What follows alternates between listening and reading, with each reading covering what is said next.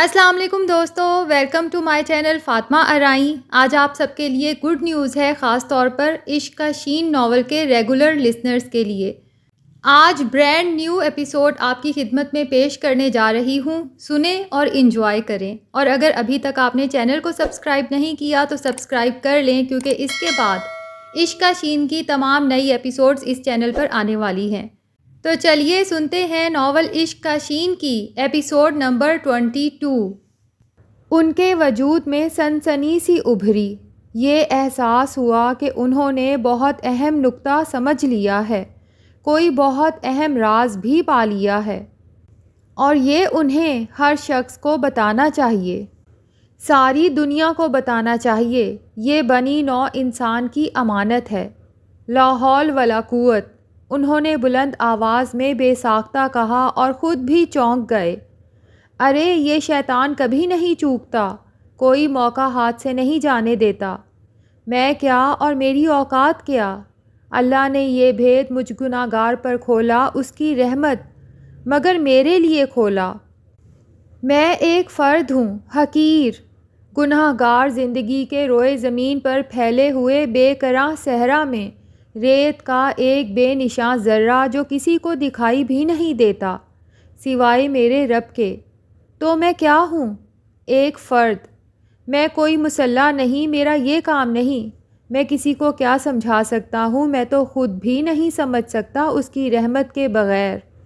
اور اس نے کتنے انبیاء بھیجے، کتنے پیغمبر بھیجے، زندگی کے تمام بھید کھولنے کے لیے، ہر اہم نکتہ سمجھانے کے لیے، لیکن کتنے لوگ سمجھ پائے؟ اکثریت نے تو بس انہیں جھٹلایا ہی۔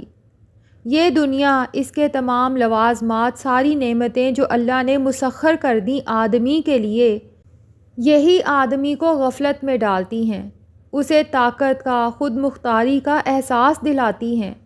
ایسے میں وہ سننے اور سمجھنے کے قابل ہی نہیں رہتا۔ یہ بہت بڑا سوال ہے کہ زندگی کیا ہے، اور اس کا بہت چھوٹا سا جواب ہے، اللہ سے تعلق۔ لیکن اس تعلق کے حوالے اس کی جہتیں بے شمار ہیں۔ تم بندے ہو اور وہ معبود ہے تو اس کی عبادت کرو، تم غلام ہو اور وہ آقا ہے تو اس کی اطاعت کرو۔ سرکشی اور گناہ تمہاری فطرت میں ہے اور وہ غفور الرحیم ہے تو اس سے مغفرت طلب کرو۔ تم سراسر محتاج ہو اور وہ غنی ہے تو سب کچھ اسی سے مانگو۔ اپنی ہر ضرورت کے لیے اسی کی طرف دیکھو، اسی سے مدد چاہو۔ تمہاری ہر سانس اور ہر دھڑکن اور کائنات کی ہر شے اس کے قبضہ قدرت میں ہے، تو جو چاہیے صرف اسی سے مانگو۔ نہ ملے تو اس سے دستبردار ہو جاؤ کہ وہی تو سب کچھ جانتا ہے، اور وہی سب سے بڑھ کر تم سے محبت کرتا ہے، وہی سب سے بڑھ کر، تم سے بھی بڑھ کر تمہاری بہتری کی فکر کرتا ہے۔ تم سرکش سہی، لیکن اس کی غلامی کے تصور کو اپنے قلب و ذہن میں زندہ رکھو کہ آقاؤں کا آقا ایک وہی تو ہے جو سرکش غلاموں کو بھی بخش دیتا ہے۔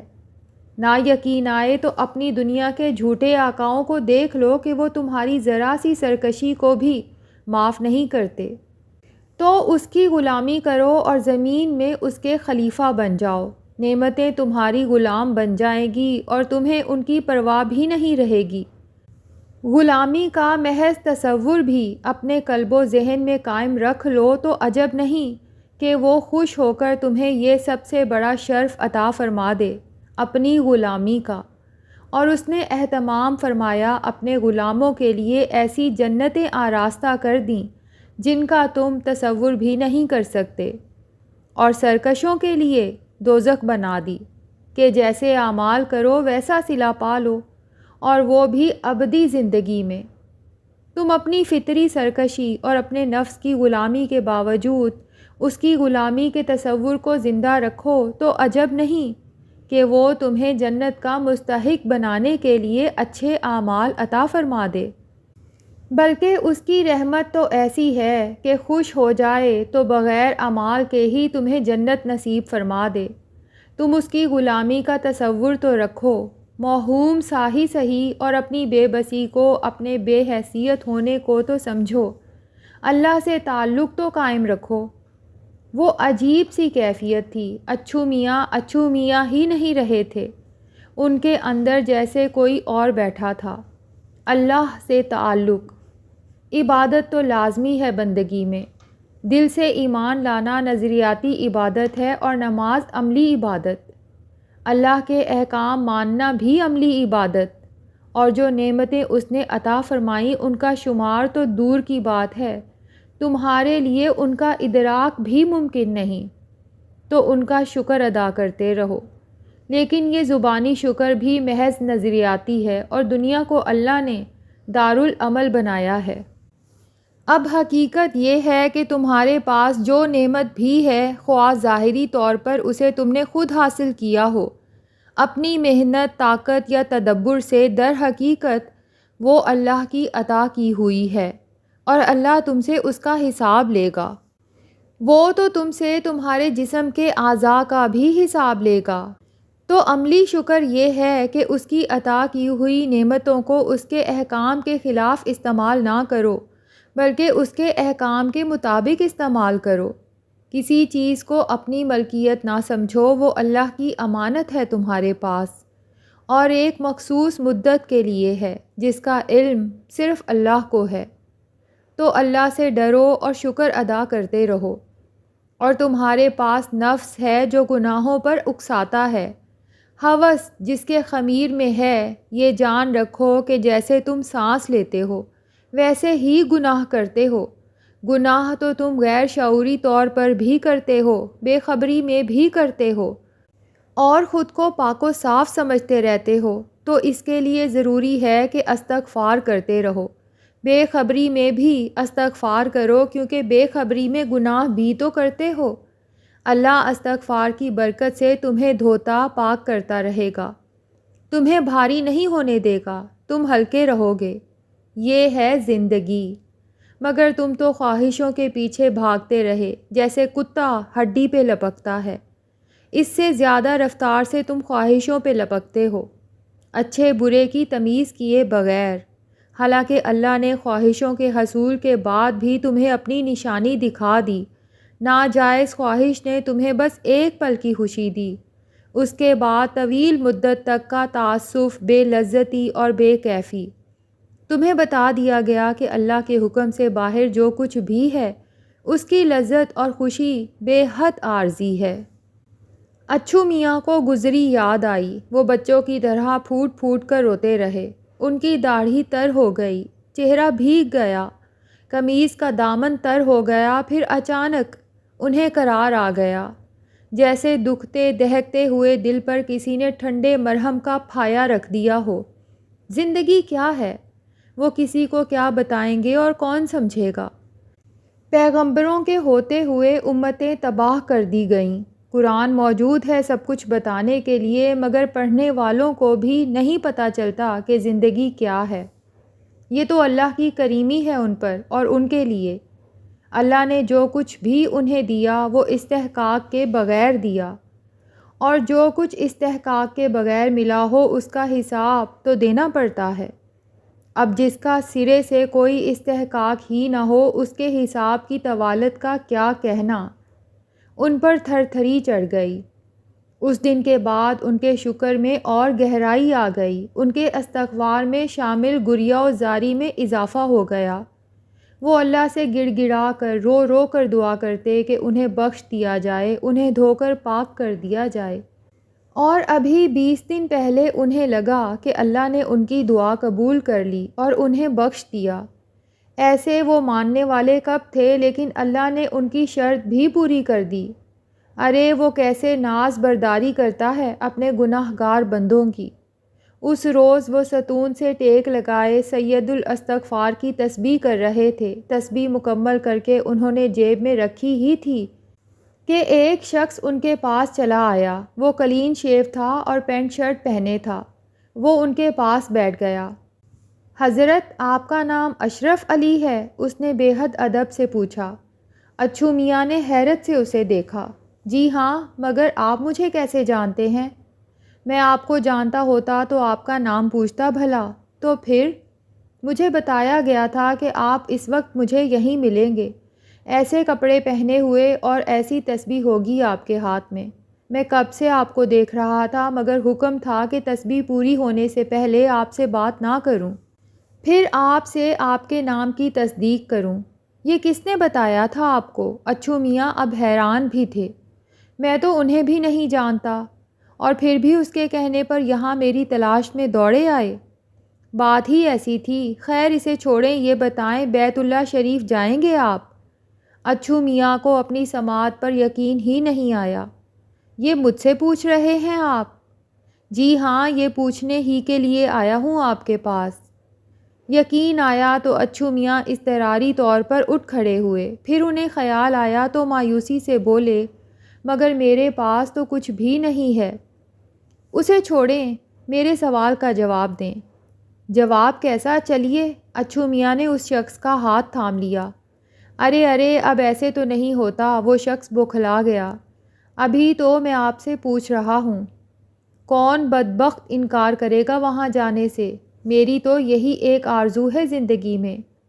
تو سمجھ لیں آپ کی آرزو پوری ہونے کا وقت آ گیا ہے۔ مجھے کیا کرنا ہوگا؟ اچھو میاں تو اب ایسے بے قرار تھے کہ انہیں چین ہی نہیں تھا۔ سب کچھ میں کروں گا، آپ فکر نہ کریں۔ یہ بتائیں انٹرنیشنل پاسپورٹ ہے آپ کے پاس؟ اچھو میاں نے مایوسی میں سر نفی میں ہلایا۔ وہ یقین اور بے یقینی کے درمیان معلق تھے۔ بات بات پر ایسا لگتا تھا کہ یہ نہیں ہوگا۔ کوئی بات نہیں، ہمیں آپ کا پاسپورٹ بنوانا ہوگا، وہ بھی ارجنٹ، مگر میرے پاس پیسے نہیں ہیں۔ میں نے کہا نا، آپ اس کی فکر نہ کریں، آپ چلیں میرے ساتھ۔ اچھو میاں اس کے ساتھ چل دیے۔ رہ کر انہیں خیال آتا کہ کہیں وہ کوئی نوسر باز تو نہیں۔ پھر سوچتے ان کے پاس ہے ہی کیا کہ کوئی نوسر باز ان پر اپنا وقت ضائع کرے۔ برسوں بعد وہ مزار کی حدوں سے باہر نکلے، باہر جیسے دنیا بدل گئی تھی۔ پہلے سے زیادہ بھیڑ تھی راہگیروں کی۔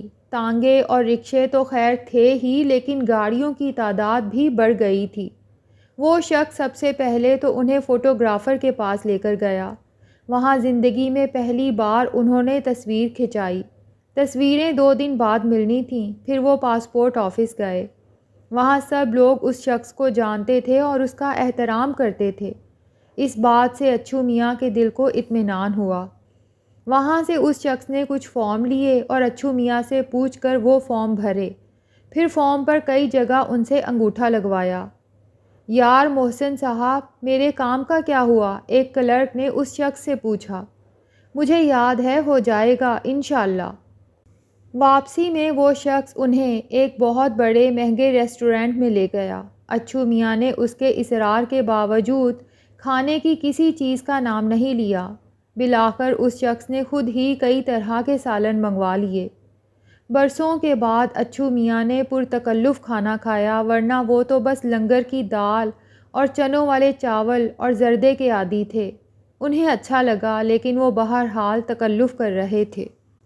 اچھی طرح کھائیے اشرف صاحب۔ میں اچھی طرح ہی کھا رہا ہوں، اچھو میاں نے کہا۔ آپ مجھے یہ تو بتائیے کہ یہ سب کیا ہے؟ آپ عام کھائیے، پیڑ کیوں گنتے ہیں؟ تجسس کی وجہ سے۔ میں جانتا ہوں کہ اس بھری دنیا میں کوئی مجھے نہیں جانتا۔ پھر آپ کیسے میرے پاس آئے؟ کیسے مجھے پہچانا؟ کسی نے تو آپ کو بتایا ہوگا میرے بارے میں۔ کون ہو سکتا ہے وہ؟ یہ تو میں نہیں جانتا۔ یہ کیسے ممکن ہے؟ یقین کریں ایسا ہی ہے۔ اچھا مجھے اپنے بارے میں بتائیں۔ میرا نام محسن ہے، میں پاسپورٹ آفس میں کام کرتا تھا، پھر میں نے نوکری چھوڑ دی۔ باہر کے کچھ ملکوں میں میرے دوست ہیں تو میں نے یہاں لوگوں کو غیر ملک بھیجنے کا کام شروع کر دیا۔ حج کا سیزن آتا ہے تو لوگوں کے پاسپورٹ بنوانے میں ان کی مدد کرتا ہوں۔ عام لوگوں کو تو پاسپورٹ بنوانا بہت مشکل کام لگتا ہے۔ میری اچھی آمدنی ہو جاتی ہے اس کام میں۔ بس یہ ہے کہ سعودی عرب کا معاملہ بن جائے تو میں کہیں کا کہیں پہنچ جاؤں، لیکن عجیب بات یہ ہے کہ یہ سعودی پاکستان کو منہ ہی نہیں لگاتے۔ ان کا جھکاؤ ہندوستان کی طرف رہتا ہے، مگر ابھی کچھ بہتری شروع ہوئی ہے۔ سعودی عرب نے کچھ لوگ مانگے ہیں وہاں کام کے لیے۔ اچھو میاں کو لگا کہ ان کی خوشی چھننے والی ہے۔ انہوں نے گھبرا کر کہا، لیکن مجھے تو کوئی کام نہیں آتا۔ جو کام وہ چاہتے ہیں وہ آپ کو آتا ہے۔ محسن نے مسکرا کر کہا۔ آپ مزار میں صحن کی صفائی تو کرتے ہیں نا؟ اچھو میاں نے اس بات میں سر ہلایا۔ تو یہ کام آپ بیت اللہ شریف میں نہیں کر سکتے؟ اچھو میاں کو لگا کہ خوشی سے ان کا دل بند ہو جائے گا، ان سے بولا بھی نہیں گیا، بس مستربانہ انداز میں سر ہلانے لگے۔ اب اس کام کے لیے تو مسلمان ہی بلائے جا سکتے ہیں نا، تو مجھے یہ کام مل گیا، 40 بندے چاہیے وہاں کے لیے۔ مجھ تک کیسے پہنچے آپ؟ آپ یقین نہیں کریں گے، محسن نے گہری سانس لے کر کہا۔ آپ بتائیں تو۔ رات میں نے خواب دیکھا، خواب میں ایک شخص تھا، بہت پاکیزہ صورت، جوان، چہرے پر گھنی داڑھی، پیشانی چمکتی ہوئی۔ اس نے مجھ سے کہا، اچھا کام ملا ہے تمہیں، مگر میرا ایک کام کرو تو عمر بھر کامیاب رہو گے۔ میں نے پوچھا کیا کام؟ وہ بولا آؤ میرے ساتھ۔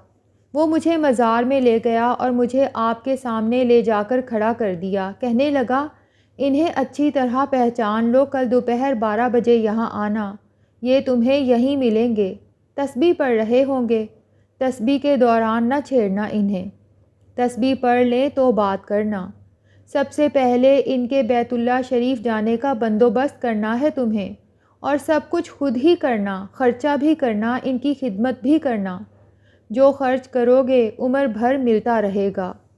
پھر میری آنکھ کھل گئی۔ میں خوابوں پر یقین نہیں رکھتا، لیکن 11 بجے مجھے بے چینی ہونے لگی۔ میرا کوئی ارادہ نہیں تھا مزار پر آنے کا، لیکن بے چینی بڑھتی گئی۔ پھر میرے قدم خود بخود اٹھنے لگے، میں بھی چل دیا۔ سوچا تھا کہ کوئی نہیں ملے گا اور میں دعا کر کے واپس آ جاؤں گا، مگر وہاں تو آپ سچ مچ موجود تھے۔ بس پھر میں نے خواب کی ہدایت پر عمل کیا، اتنی سی بات ہے۔ تو میں کب جاؤں گا؟ اچھو میاں نے بے قراری سے پوچھا۔ 15-20 دن تو لگیں گے، ابھی پاسپورٹ بنے گا، پھر میں کاغذات جمع کراؤں گا، اس کے بعد جب بھی ٹکٹ ملا آپ کی روانگی۔ لوگ بحری جہاز سے جاتے ہیں، بہت دن لگتے ہیں سفر میں، لیکن آپ کو سعودی حکومت ہوائی جہاز کا ٹکٹ دے گی۔ اب واپس چلیں؟ اچھو میاں داتا دربار واپس آ گئے۔ ان کی عجیب کیفیت تھی، کبھی وہ سب کچھ سچ لگتا اور کبھی خواب۔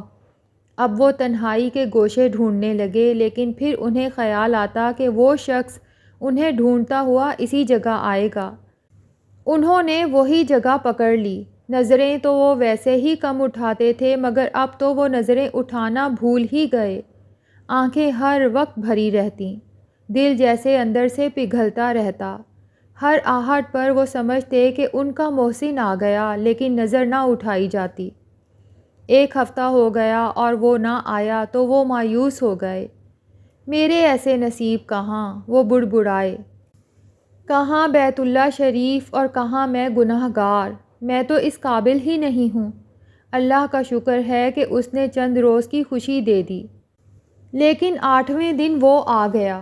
پاسپورٹ بن گیا ہے آپ کا، آپ کہاں غائب ہو گئے تھے، میں انتظار کرتا رہا آپ کا۔ اچھو میاں جیسے پھٹ پڑے، ان کے لہجے میں شکایت تھی۔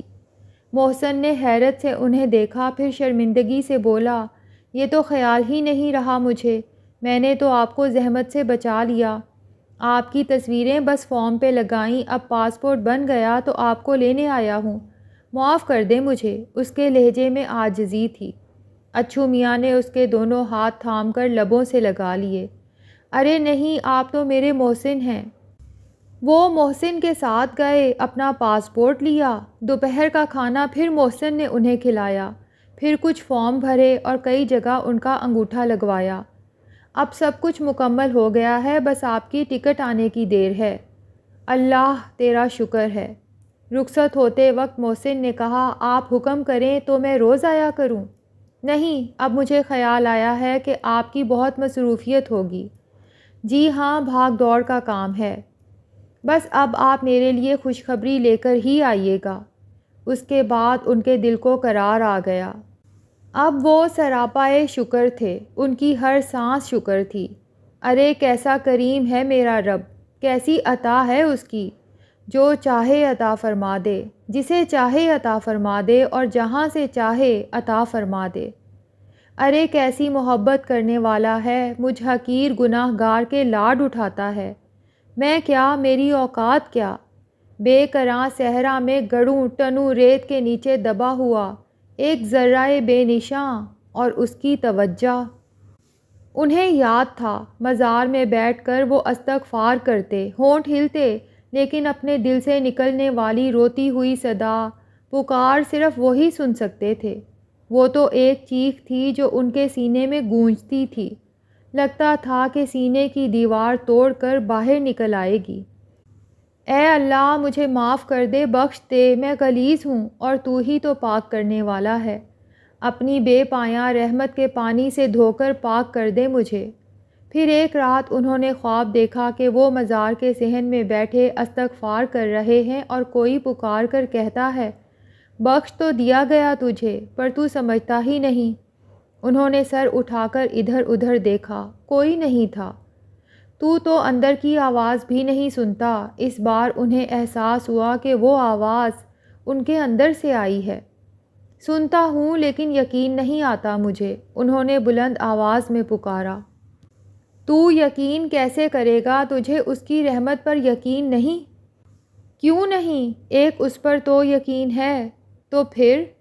وہ مجھے اپنے گھر بلائے گا تو میں مانوں گا کہ اس نے مجھے بخش دیا ہے۔ رحمت پر یقین ہے اور شرطیں لگاتا ہے اس سے۔ یہی تو ثبوت ہے میرے یقین کا، انہوں نے بڑے مان سے کہا، ورنہ میری اوقات کیا، اس کی رحمت ہی تو صلہ دیتی ہے۔ اور ان کی آنکھ کھل گئی۔ اس دن سے ان کا پچھتاوا، ان کا استغفار اور ان کی بے چینی اور بے یقینی سب بڑھ گئی۔ انہوں نے اس خواب کی نشانی کو اپنی نشانی بنا لیا۔ جس دن وہ انہیں بخشے گا، پاک کرے گا، انہیں اپنے گھر بلا لے گا۔ اور اب وہ انہیں اپنے گھر بلا رہا ہے، وہاں جہاں اس کے بلاوے کے بغیر کوئی نہیں جا سکتا۔ وہ مطمئن ہو گئے، بات اللہ کی مرضی کی ہے تو فکر کیسی، اپنا تو اس میں کچھ ہے نہیں۔ اور کل رات محسن خوشخبری لے کر آیا تھا، ان کا ٹکٹ مل گیا تھا۔ اتوار کو شام 5 بجے ان کی روانگی تھی۔ اب آپ ہوٹل چل کر رہیں، محسن نے ان سے کہا تھا۔ محسن نے الجھن بھری نظروں سے اسے دیکھا۔ آپ نے تو کہا تھا کہ آپ کا کوئی نہیں ہے، لیکن میں تو کسی کا ہوں اور یہاں سے جانے کے بعد نہیں رہوں گا۔ قاعدہ یہ ہے کہ اب سعودی حکومت کی طرف سے آپ کی رہائش ان کے ذمے ہے، آپ کو ہوٹل میں ہی ٹھہرنا ہوگا۔ کوئی صورت نکالیے۔ چلیں ٹھیک ہے، میں ہفتے کی شام کو یہاں آؤں گا اور آپ کو ہوٹل لے جاؤں گا، یہ مجھ پر احسان ہوگا آپ کا۔ محسن نے جیب سے 100 کے 10 نوٹ نکالے اور ان کی طرف بڑھائے، یہ رکھ لیں۔ نہیں مجھے کچھ نہیں چاہیے، اچھو میاں نے کہا، اور مجھے ضرورت بھی نہیں، یہ سرکاری ہیں، سعودی حکومت کی طرف سے ہیں، اور آپ کو ضرورت بھی ہے، جس سے ملنے جائیں گے اس کے پاس خالی ہاتھ جائیں گے۔ اچھو میاں نے نوٹ جیب میں رکھ لیے۔ اس رات وہ سو نہیں سکے، یہ سوچتے رہے کہ شکر کیسے ادا کریں، کوئی طریقہ ہے اس کا، سینے سے دل نکال کر رکھ دیں، مگر نہیں، جان دی ہوئی اسی کی تھی۔ سچ تو یہ ہے کہ حق ادا نہ ہوا۔ ارے اپنے پاس ہے کیا، اور اسے تو چاہیے بھی کچھ نہیں، تو پھر کیا کریں؟ آخر میں انہوں نے بے بسی سے کہا، اے اللہ میری اس بے بسی کو ہی قبول کر لے، اور دل کو قرار آ گیا۔ صبح سے ہی وہ سوچ رہے تھے کہ ارجمند سے ملنا ہے۔ اللہ نے یہ کرم بھی فرما دیا تھا کہ وہ خالی ہاتھ نہیں تھے، لیکن جانے کا سوچتے تو انہیں گھبراہٹ ہوتی، انہیں گھر یاد بھی ہوگا یا نہیں، بھٹک گئے تو، اور کون جانے اب وہ لوگ اس گھر میں رہتے ہی نہ ہوں۔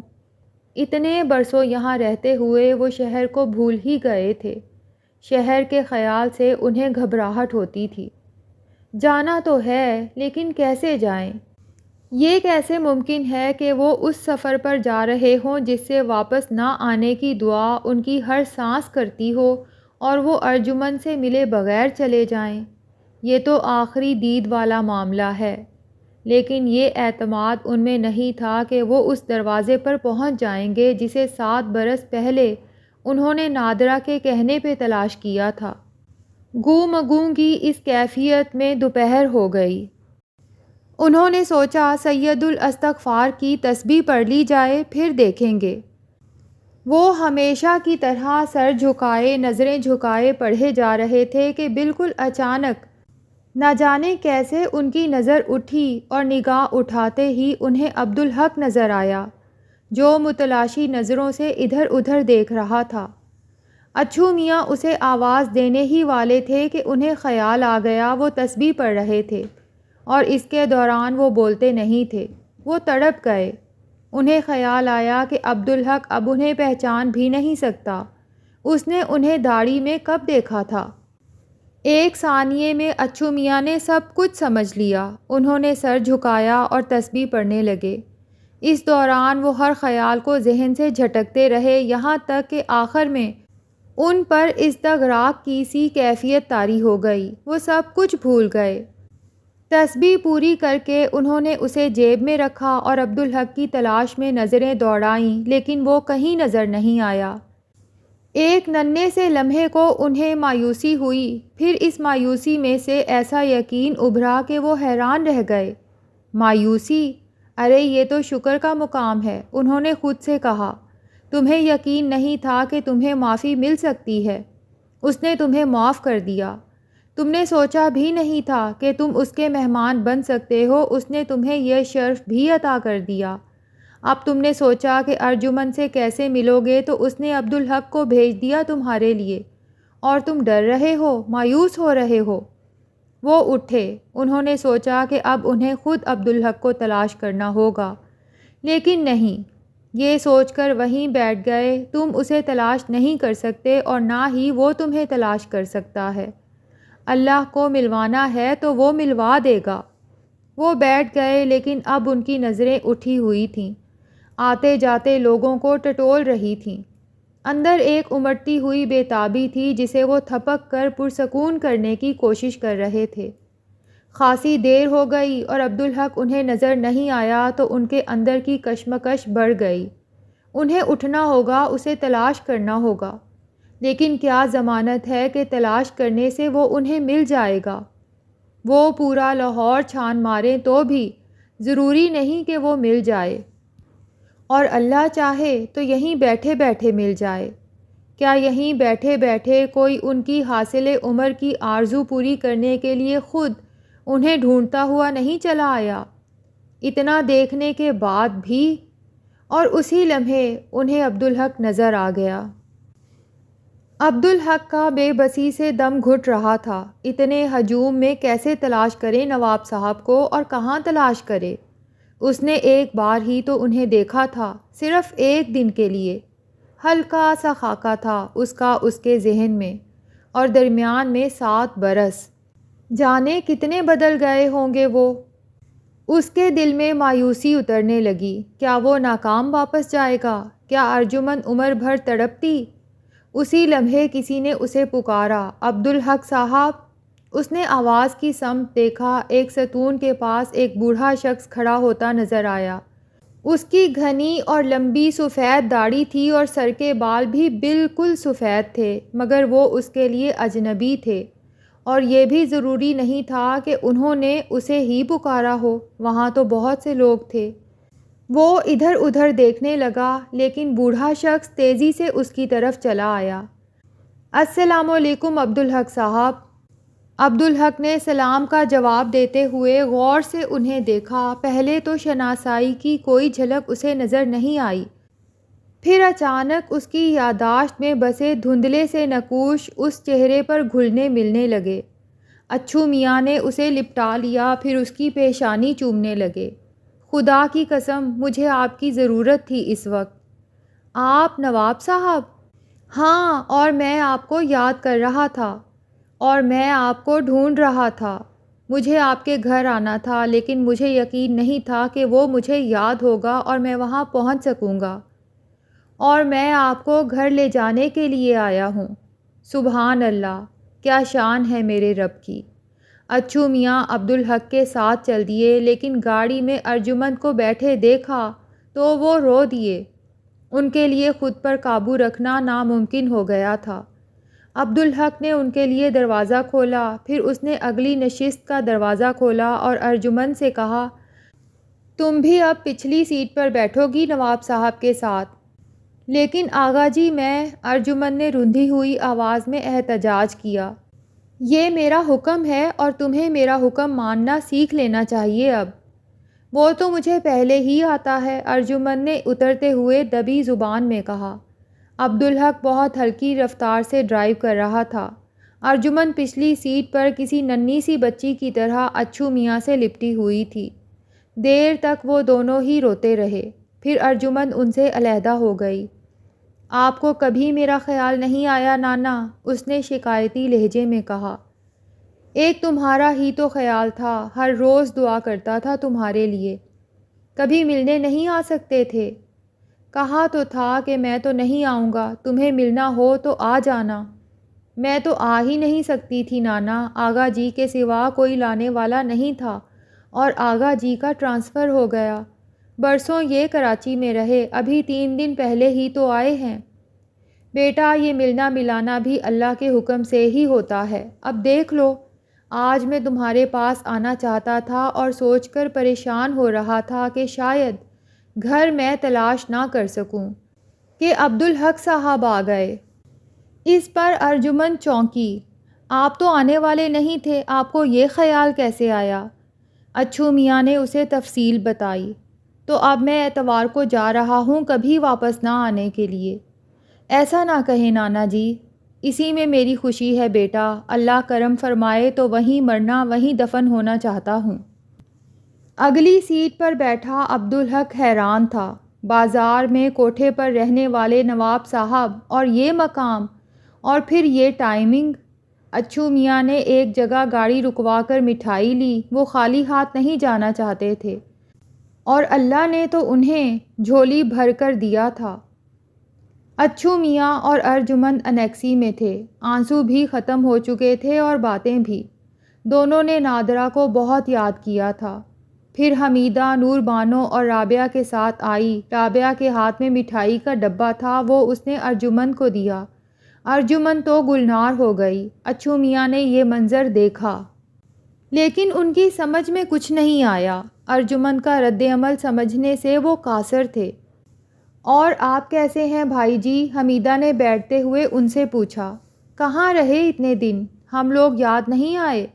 بس کیا عرض کروں بہن، مصروفیت ہی ایسی تھی، اچھو میاں نے کہا، پھر بولے، آپ لوگوں کا احسان تو میں اتار ہی نہیں سکتا، البتہ عمر بھر دعا کروں گا آپ کے لیے۔ بیٹا نے بتایا کہ وہ پڑھ رہی ہے۔ یہ کیا بات ہوئی بھائی جی؟ خود پر بھی کوئی احسان کرتا ہے؟ اس کی پھپھو نے اسے میرے سپرد کیا تھا تو یہ میری ذمہ داری ہے، حمیدہ نے کہا۔ لیکن سچ پوچھیں تو آپ کا والا مقام ہمارا نہیں ہے، آپ ہی تو اس کے باپ کی جگہ ہیں۔ کچھ دیر ادھر ادھر کی باتیں ہوتی رہیں، پھر حمیدہ نے کہا، اس وقت تو بھائی جی میں آپ کے در پر سوالی بن کر آئی ہوں۔ در آپ کا ہے اور میں بھی آپ کا ہوں بہن، پر میرے پاس ہے کیا؟ میں آپ سے آپ کی ارجمند کو اپنے عبدالحق کے لیے مانگ رہی ہوں۔ یہ بات تو اچھو میاں کے گمان میں بھی نہیں تھی، وہ تو سناٹے میں آ گئے۔ یہ تو انہیں معلوم تھا کہ پگلی ارجمند کب سے یہ آس لگائے ہوئے ہے اور وہ سوچتے تھے کہ یہ انہونی ہے، لیکن اللہ تو ان پر خوشیاں برسا رہا تھا۔ حمیدہ نے ان کی خاموشی کا اور مطلب لیا۔ آپ کو یہ بات بری لگی بھائی جی؟ نہیں بہن، اچھی بات کسے بری لگتی ہے؟ لیکن عبدالحق صاحب کی تو شادی ہو چکی ہے نا؟ حمیدہ کچھ کہنے والی تھی لیکن نور بانو بول اٹھی، جی میں ان کی بیوی ہوں نور بانو۔ اچھو میاں نے حیرت سے اسے دیکھا کہ وہ بھی یہاں موجود ہے۔ پھر اسے دیکھ کر انہیں مزید حیرت ہوئی، عبدالحق کے ساتھ اس کا کوئی جوڑ ہی نہیں تھا، اور انہوں نے تصور میں ارجمند کو عبدالحق کے ساتھ دیکھا۔ ان کی جوڑی بہت اچھی تھی، بہت خوبصورت۔ میں نے ارجمند کو ہمیشہ اپنی سگی بہن سے بڑھ کر چاہا ہے، نور بانو نے وضاحت کی۔ اچھو میاں کی خاموشی نے اسے ڈرا دیا تھا، اس کا اعتماد ہل گیا تھا۔ اسے لگتا تھا کہ اس کا ترتیب دیا ہوا کھیل خراب ہونے والا ہے۔ جی مجھے بتایا ہے ارجمند نے، میں آپ کا شکر گزار ہوں۔ اس کی ضرورت نہیں، دراصل میری امی اور بہنوں کو دہلی میں ہندوؤں نے شہید کر دیا تھا۔ میں سمجھتی ہوں اللہ نے اس کے صلے میں ارجمن کو مجھے دیا ہے۔ ارجمن اتنی دیر میں وہاں سے ہٹ چکی تھی، اسے معلوم تھا کہ کیا بات ہونے والی ہے۔ تو آپ کو اس پر کوئی اعتراض نہیں کہ آپ کے شوہر کی شادی ارجمن سے ہو؟ اچھو میاں نے نور بانو سے پوچھا۔ ہرگز نہیں، بلکہ یہ میری تجویز ہے، میرے اصرار پر ہی ہو رہا ہے۔ اچھو میاں سوچ میں پڑ گئے۔ یہ بات انہیں کچھ عجیب سی لگ رہی تھی۔ اللہ گواہ ہے کہ ارجمن میرے لیے سگی بہن جیسی ہے اور میں اسے ایسے ہی رکھوں گی، کبھی بھی دل میلا نہیں ہونے دوں گی اس کا۔ مایوسی کی وجہ سے نور بانو روحانسی ہو گئی۔ اور عبدالحق صاحب کو تو آپ جانتے ہی ہیں۔ اس نے ملتجیانہ نظروں سے حمیدہ کو دیکھا۔ اب بھائی جی ہمیں خالی ہاتھ نہ لوٹائیے گا، حمیدہ نے عاجزی سے کہا۔ ارے نہیں بہن، میں آپ کو انکار کر سکتا ہوں بھلا، لیکن میرے پاس زیادہ وقت نہیں ہے، اچھو میاں نے کہا۔ عبدالحق نے بتایا تھا مجھے آپ بہت خوش قسمت ہیں، اللہ نے بہت نوازا ہے آپ کو، ہمارے لیے دعا کرتے رہیے گا۔ جی ضرور، اچھو میاں بولے۔ اور یہ تو اللہ کا فضل عظیم ہے کہ جانے سے پہلے وہ اس فرض سے بھی سبکدوش کرا رہا ہے مجھے۔ تو پھر ہمارے لیے کیا حکم ہے؟ دیکھیے مجھے ہفتے کی شام تک جانا ہے، اچھو میاں نے کچھ سوچتے ہوئے کہا۔ تو جمعے کا نکاح رکھ لیں۔ جی بہت مناسب ہے، بہتر ہوگا کہ آپ ارجمن سے بھی پوچھ لیں۔ اس کی ضرورت نہیں بہن، میں اس کا بڑا ہوں، مجھے فیصلے کا حق ہے اور مجھے یقین ہے کہ وہ اس فیصلے سے اختلاف نہیں کرے گی۔ بس تو ٹھیک ہے، جمعے کے دن عصر مغرب کے درمیان نکاح اور ہفتے کی دوپہر کو ولیمہ، تاکہ آپ بھی شریک ہو لیں۔ جی بہت مناسب ہے۔ نور بانو نے جلدی سے مٹھائی کا ڈبہ کھولا۔ گاؤں سے ڈاکٹر صاحب آ گئے تھے اور مولوی مہر دین بھی۔ مسعود صاحب کی بچیاں پہلے ہی آئی ہوئی تھیں، گھر میں رونق ہو گئی۔ زرینہ اور مسعود صاحب کی لڑکیاں انیکسی میں آ گئیں، جہاں ارجمن موجود تھی۔ وہاں ڈھولک بجنے لگی، شادی کے گیت گائے جانے لگے۔ اچھو میاں باہر لان میں آ بیٹھے، وہ خوشی سے کھلے پڑ رہے تھے۔ ایسی خوشی دیکھنا تو کجا، اس کا انہوں نے کبھی تصور بھی نہیں کیا تھا، اور وہ سچ مچ انہیں مل گئی تھی۔ ایک بیٹی، اسے الوداع کرنے کا اعزاز، اور وہ بھی اس اعتماد کے ساتھ کہ وہ تہی دامن نہیں ہے۔ عبدالحق گھر سے نکلا، انہیں بیٹھے دیکھا تو ان کی طرف چلا آیا۔ کیسے ہیں نواب صاحب، کیا ہو رہا ہے؟ تمہیں یاد کر رہا تھا بیٹے، اچھو میاں نے پہلی بار اسے بیٹا کہا۔ کوئی حکم؟ اب تمہارے سوا میرا کون ہے، کئی کام ہیں ضروری، تو مجھے بتائیے نا۔ ایک تو یہ کہ تم مجھے بازار لے چلو، کچھ خریداری کرنی ہے۔ تو چلیں، میں گاڑی نکالتا ہوں۔ 5 منٹ بعد عبدالحق ڈرائیو کر رہا تھا اور اچھو میاں اس کے برابر سیٹ پر بیٹھے تھے۔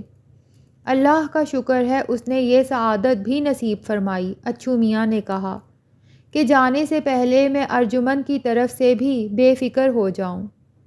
بے شک نواب صاحب، اللہ بڑا کریم ہے۔ تم سے کچھ بات کرنا چاہتا ہوں۔ جی فرمائیے۔ یہ نہ سمجھنا کہ میں محبت کی وجہ سے ایسا کہہ رہا ہوں، یہ سچ ہے کہ تم بہت خوش نصیب ہو۔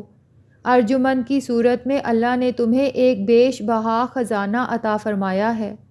وہ کتنی اچھی ہے، اللہ نے اسے کتنا اچھا بنایا ہے، یہ بات پوری طرح تو شاید ہی کبھی کوئی سمجھ سکے۔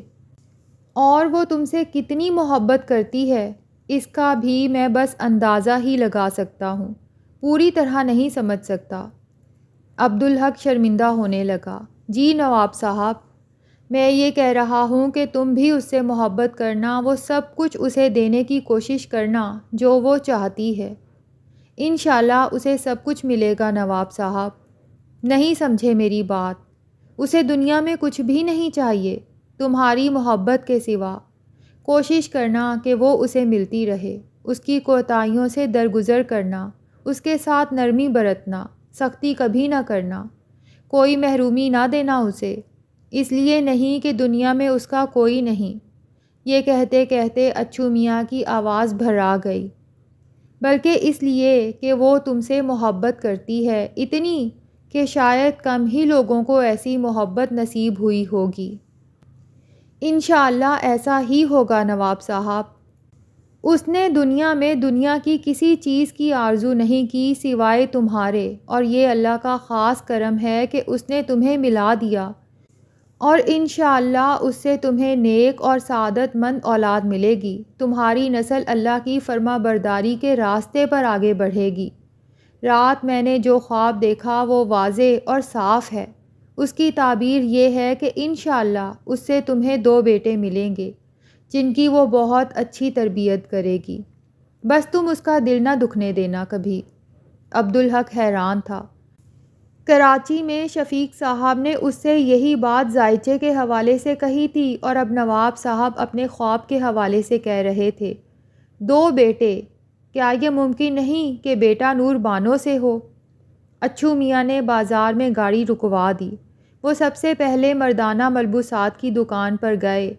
بیٹے اپنے لیے بہت اچھے کپڑے پسند کرو، وقت نہیں ہے ورنہ میں تمہیں شیروانی سلوا کر دیتا، لیکن بہت اچھے کپڑے خریدنا، تکلف نہ کرنا۔ عبدالحق کے دل میں گزشتہ روز سے ہی یہ بات تھی کہ اسے نواب صاحب کو کچھ دینا ہوگا کہ وہ اپنا بھرم رکھ سکیں۔ اب بھی وہ جیب میں 2000 روپے ڈال کر لایا تھا۔ اس نے کہا، میں تکلف نہیں کروں گا، بس اتنا کہہ دیں کہ آپ مجھے بیٹا سمجھے ہیں نا؟ یہ کوئی کہنے کی بات ہے میاں، پہلے بھی سمجھتا تھا اور اب تو دوسری طرح سے بھی، تم میرے لیے بیٹے ہی ہو، تو میں ایک بیٹے کا فرض نبھا رہا ہوں، مجھے روکیے گا نہیں۔ یہ کہہ کر عبدالحق نے 2000 روپے ان کی طرف بڑھا دیے۔ اچھو میاں نے بے یقینی سے اسے دیکھا، پھر مسکرا دیے۔ اس کی ضرورت نہیں بیٹے، پیسے میرے پاس بہت ہیں۔ اب یہ غیریت کی بات ہے، عبدالحق کے لہجے میں احتجاج تھا۔ اچھو میاں نے جیب سے نوٹ نکال کر اسے دکھائے اور بولے، دیکھو رب کا کرم ہے، اسے سب معلوم ہے، وہ پہلے ہی سے بندوبست کر دیتا ہے اپنے بندوں کے لیے۔ مجھے پتہ بھی نہیں تھا کہ مجھے جانے سے پہلے بیٹی کو وداع کرنا ہے، لیکن اس نے مجھے اس سے پہلے ہی نواز دیا، خود دیکھ لو۔ عبدالحق یوں مایوس ہوا جیسے کسی نعمت سے محروم ہو گیا ہو۔ لیکن میں سچ مچ تمہیں بیٹا سمجھتا ہوں، اچھو میاں نے اس کی دل جوئی کرتے ہوئے کہا، اور میں اس شادی میں اپنے تمام ارمان پورے کرنا چاہتا ہوں۔ اگر مجھے کمی پڑی تو میں تم سے مانگ لوں گا، بیٹے ہو نا؟ جی ٹھیک ہے۔ اچھو میاں نے اسے کپڑے، جوتے، ہر چیز دلائی۔ پھر وہ عورتوں کے ملبوسات کی دکان پر گئے، وہاں انہوں نے اس کے لیے ایک بہت اچھا جوڑا خریدا، پھر 4 جوڑے آم سے خریدے۔ بیٹی کو بھی تو کچھ دینا چاہیے، انہوں نے جیسے خود سے کہا۔ پھر انہوں نے ارجمند کے لیے سونے کا ایک سیٹ لیا، وہ بھاری تو نہیں تھا لیکن بہت نازک اور خوبصورت تھا۔ خریداری مکمل کر کے وہ گاڑی میں آ کر بیٹھے۔ عبدالحق نے انہیں سوالیہ نظروں سے دیکھا۔ مجھے دنیا داری کا کچھ پتہ نہیں، اچھو میاں نے کہا، لیکن یاد آتا ہے کہ نکاح کا کھانا لڑکی والوں کی طرف سے ہوتا ہے۔ عبدالحق نے اس سے کچھ کہا نہیں، بس شکایتی نظروں سے انہیں دیکھتا رہا۔ مجھے نہیں معلوم کہ اچھے باورچی کہاں ملیں گے، میں خود تو بس لنگر کا کھانا پکوا سکتا ہوں، اچھو میاں نے کہا۔ تم ہی مجھے لے چلو، کل کے لیے کھانے کا آرڈر دے دیں۔ عبدالحق نے گاڑی سٹارٹ کی اور آگے بڑھا دی۔ کھانے کا آرڈر دینے کے بعد وہ گاڑی میں آ کر بیٹھے۔ اب کہاں چلنا ہے؟ عبدالحق نے ان سے پوچھا۔ بس اب گھر چلو۔ اپنی انیکسی میں پہنچ کر اچھو میاں نے اپنی جیب چیک کی۔ اسے کہتے ہیں برکت، انہوں نے دل میں خود سے کہا۔ آخری کام کے لیے بھی معقول رقم بچی تھی ان کے پاس۔ اللہ کیسے ضرورتیں پوری کرتا ہے آدمی کی، لیکن انہیں عبدالحق کی مایوسی بھی یاد تھی۔ انہوں نے سوچ لیا تھا کہ اس کے لیے بھی کچھ کرنا ہے۔ رات کو حمیدہ انیکسی میں چلی آئی، نور بانو اور رابعہ بھی اس کے ساتھ تھیں۔ وہ ارجمند کے لیے سہاگ کا جوڑا اور دوسری چیزیں لے کر آئی تھیں۔ بھائی صاحب، ہم نے ولیمہ ہفتے کے دن کا رکھا ہے، حمیدہ نے اچھو میاں سے کہا۔ جی بہت مناسب ہے، لیکن مجھے 5 بجے چلے جانا ہے، اسی لیے ہم نے ولیمہ دوپہر کا رکھا ہے۔ اچھو میاں کی آنکھیں بھیگنے لگیں۔ بہت بہت شکریہ میری بہن۔ جمعے کی نماز پڑھنے وہ داتا دربار گئے۔ وہ تو اکیلے جانا چاہ رہے تھے، لیکن عبدالحق نے کہا کہ وہ بھی ان کے ساتھ ہی نماز پڑھے گا۔ نماز کے بعد وہ باہر نکلے اور انہوں نے لنگر کے لیے 4 دیگوں کا آرڈر دیا۔ باورچی نے انہیں ایک بینچ پر بٹھا دیا۔ آپ بھی لوگے بابا جی؟ کیوں نہیں، اچھو میاں نے کہا۔ کچھ ایسے لوگ بھی آتے ہیں بابا جی جو خود نہیں کھاتے۔ میں نے تو اپنی بہترین زندگی میں کھانا ہی یہیں کھایا ہے بیٹے، اچھو میاں نے سادگی سے کہا۔ اس سے اچھا کھانا کہیں نہیں ملا مجھے۔ انہوں نے عبدالحق کے ساتھ وہیں بیٹھ کر کھانا کھایا۔ باورچی کے لڑکے نے آواز لگائی، ہاں بھائی لنگر آیا ہے، آ جاؤ، اور دیکھتے ہی دیکھتے وہاں قطار لگ گئی۔ عبدالحق نے دیکھا اچھو میاں رو رہے تھے۔ اس نے نظریں جھکا لیں۔ نماز عصر کے بعد نکاح ہوا، عورتیں رسمیں کرتی رہیں، مردوں نے مغرب کی نماز ادا کی، پھر لان میں ہی کھانے کا اہتمام کیا گیا۔ اس کے بعد ارجمند کو انیکسی سے رخصت کرا کے گھر میں لے جایا گیا۔ اچھو میاں اس روز بھی نئے کپڑے پہنے ہوئے تھے۔ جمعے کی نماز سے واپس آنے کے بعد عبدالحق ان کے وہ کپڑے لے کر ان کے پاس آیا تھا اور اچھو میاں نے بغیر کسی رد و قدح کے انہیں قبول کر لیا تھا۔ انہوں نے آئینے میں خود کو دیکھا۔ اپنا آپ انہیں بہت اچھا لگا۔